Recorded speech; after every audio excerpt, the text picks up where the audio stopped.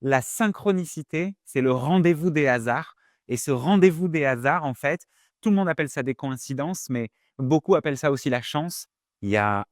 plusieurs livres qui m'ont beaucoup inspiré. Le premier, ça a été, La stratégie de l'océan bleu, qui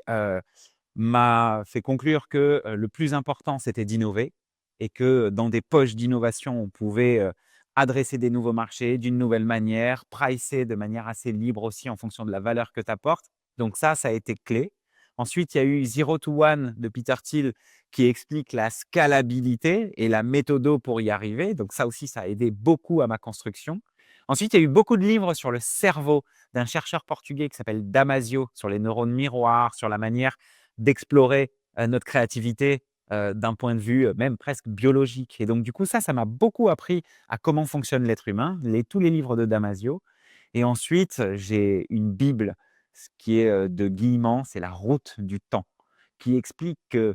quand on met tous les bons coefficients, sur plein de sujets, même si c'est pas, on va dire concret tout de suite, la synchronicité, c'est le rendez-vous des hasards et ce rendez-vous des hasards, en fait, tout le monde appelle ça des coïncidences, mais beaucoup appellent ça aussi la chance. D'autres disent que ça se travaille et ben, ce livre-là explique que la coïncidence et la chance sont finalement un fruit de synchronicité et La route du temps, c'est un des meilleurs livres qui l'explique.